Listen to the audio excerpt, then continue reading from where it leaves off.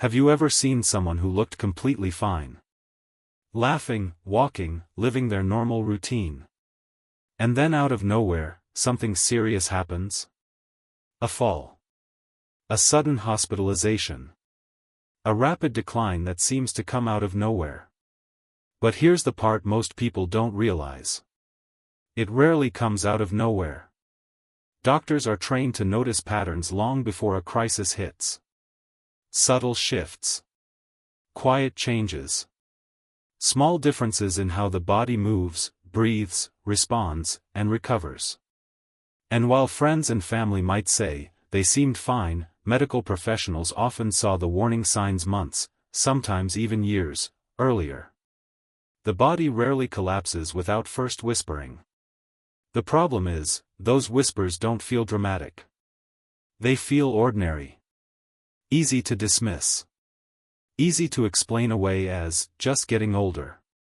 Today, we're breaking down 5 quiet changes that doctors never ignore. These aren't dramatic symptoms. They're subtle shifts that can signal the body is under deeper strain than it appears. And the last one?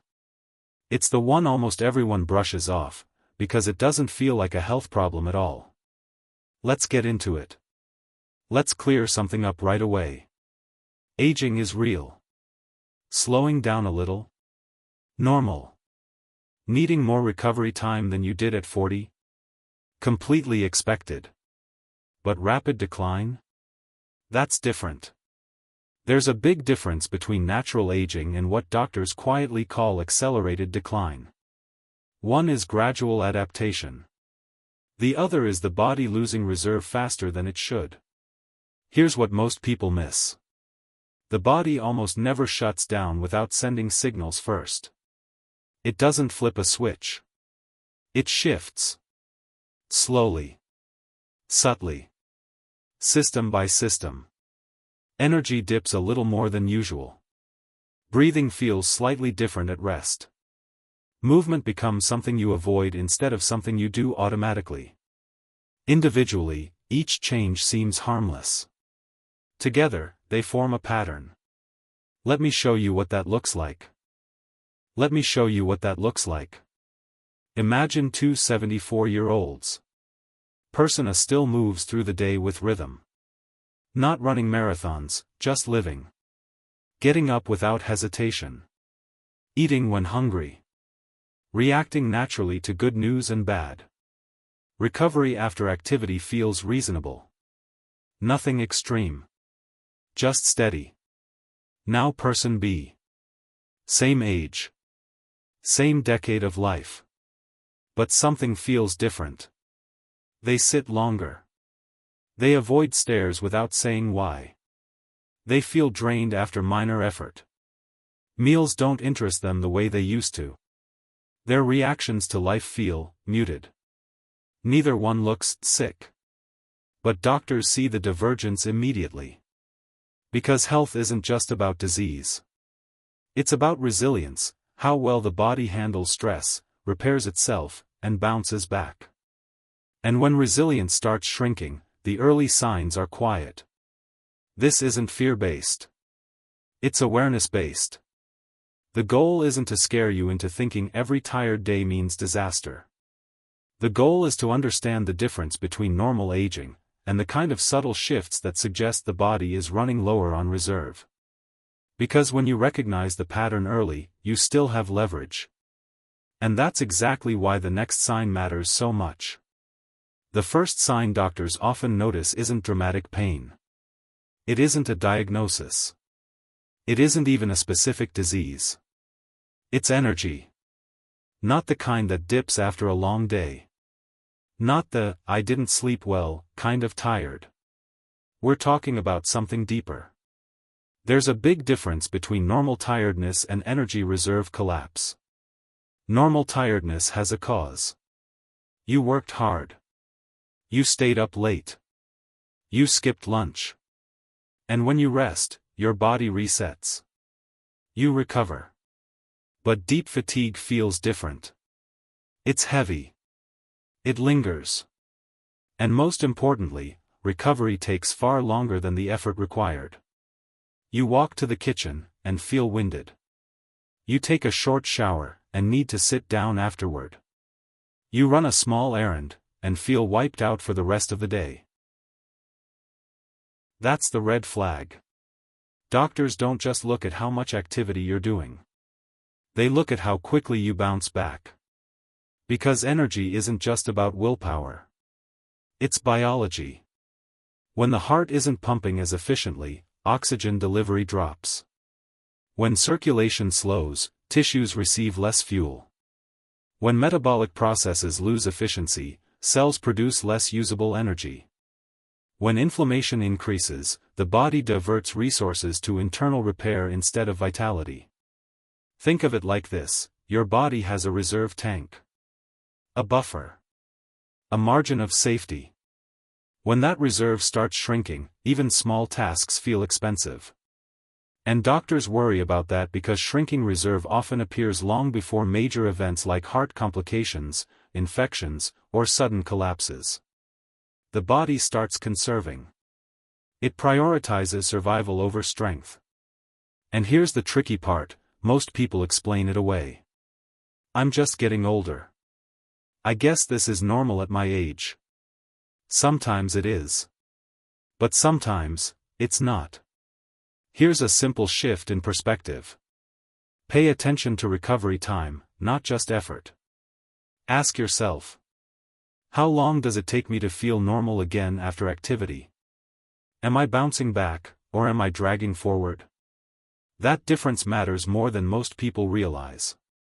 Because when energy recovery slows significantly, doctors start looking deeper.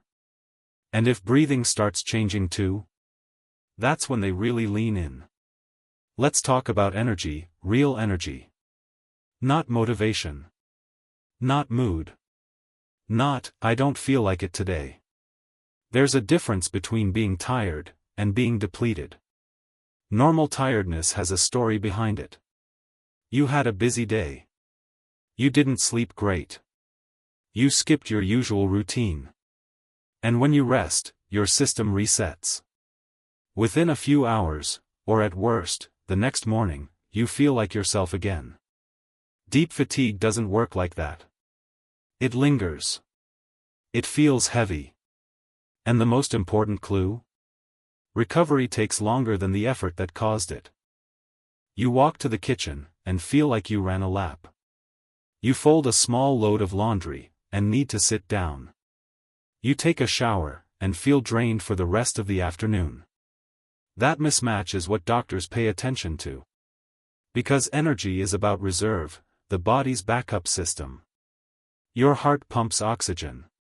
Your lungs transfer it into the bloodstream. Your cells convert it into usable fuel. Your muscles respond. Your brain coordinates everything. When circulation weakens, oxygen delivery drops. When oxygen drops, cells produce less energy. When metabolism slows, recovery stretches longer. It becomes a chain reaction.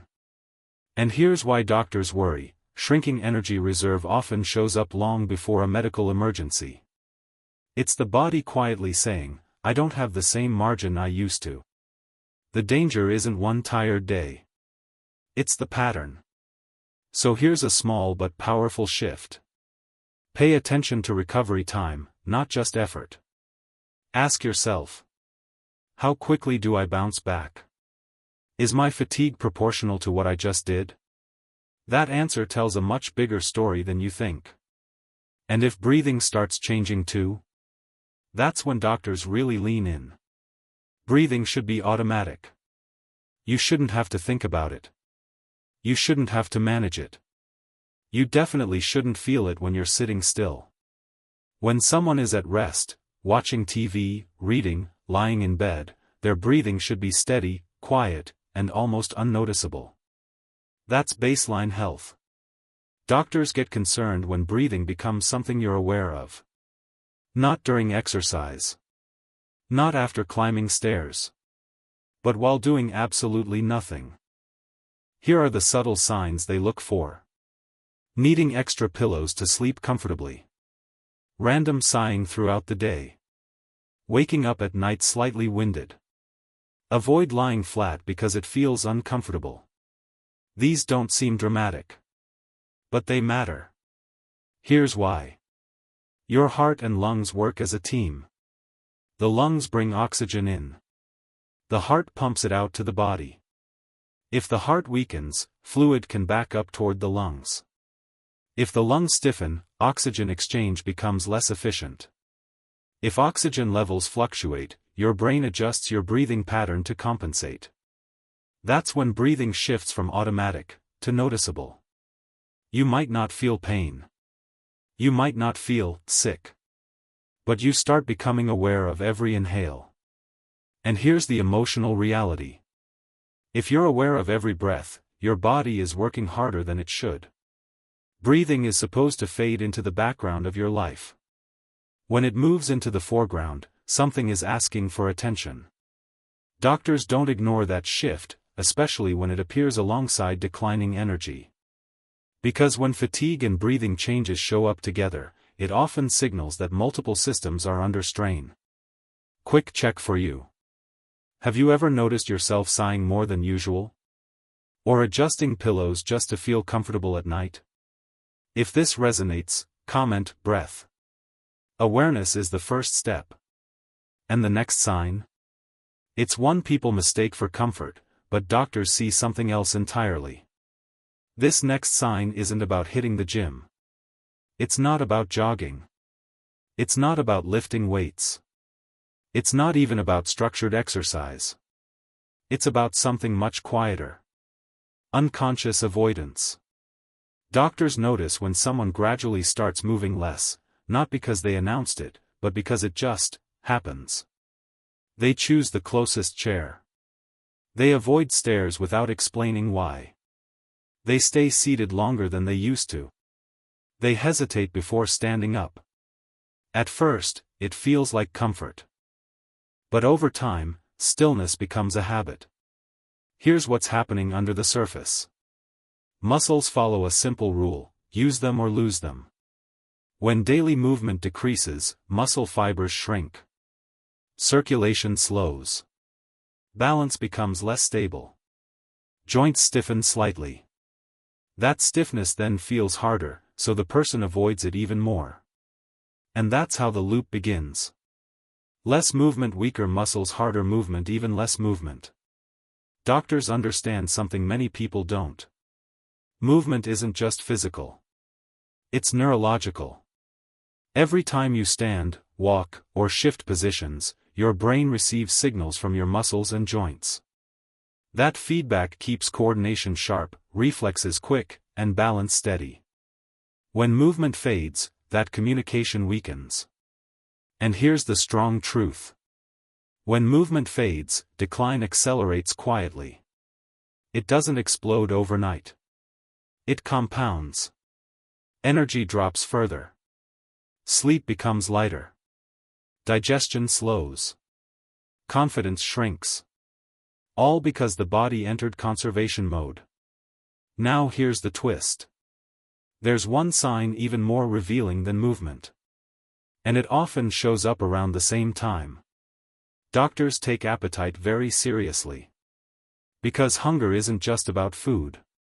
It's about the survival drive. When your body is healthy and engaged, it sends signals: fuel me. I need energy. I'm repairing. I'm maintaining. Appetite is coordinated by a complex system: hormones from the stomach, signals from the brain, and metabolic demands from muscle tissue. It's a conversation happening constantly behind the scenes. When that conversation weakens, something is off. You start eating smaller portions, not intentionally. Food feels less interesting. You forget meals. You feel full after a few bites.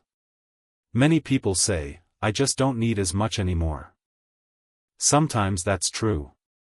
But when appetite fades alongside low energy and reduced movement, doctors look deeper. Because reduced intake leads to muscle breakdown. And muscle isn't just about strength, it supports immune function, balance, blood sugar stability, and overall resilience. Less protein means weaker tissue repair. Lower calories mean slower healing. Weaker immune defenses mean infections hit harder. This is often the turning point. Doctors move quickly when they see appetite loss because once weight drops significantly, especially muscle mass, recovery becomes much harder. Appetite returning is often one of the first signs of improvement. Its disappearance can signal the opposite. And there's one final sign. It doesn't show up on lab tests first. It shows up in how someone responds to life. This one surprises people. Because it doesn't feel physical. It's emotional. Doctors pay close attention when someone's reactions begin to flatten. Not sadness. Not anger. Not depression necessarily. Just, muted. Good news barely moves them. Bad news doesn't register much either. Their voice becomes more monotone. Facial expressions soften or disappear. When asked how they feel, they say, "I'm fine." But there's no spark behind it. Emotional response is a vital marker. When you feel joy, curiosity, and connection, your brain releases chemicals that support immune strength, heart rhythm stability, and cognitive sharpness. Emotion isn't decorative. It's biological.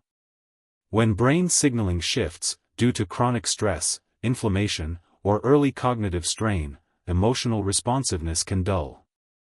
Doctors know something critical. Patients who stay engaged tend to recover better. Patients who withdraw emotionally often decline faster. Because engagement fuels resilience. And here's the line that matters. When curiosity disappears, resilience often follows. Neutral isn't always peaceful. Sometimes it's detachment. When someone stops reacting to the world, the body often follows that same pattern. Energy lowers. Movement decreases. Appetite fades. It's all connected. Take a breath for a second. None of these signs is a sentence. They are indicators.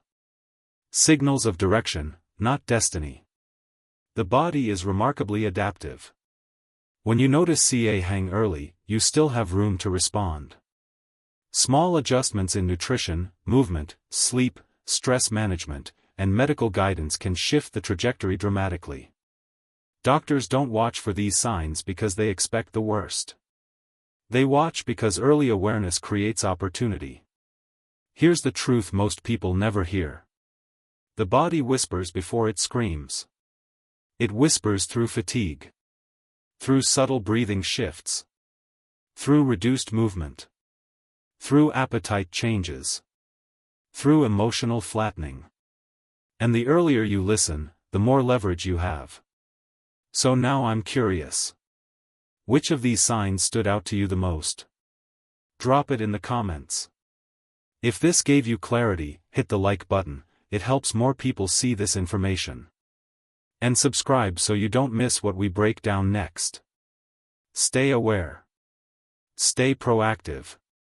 Stay engaged. Your body is still communicating. The question is, are you listening?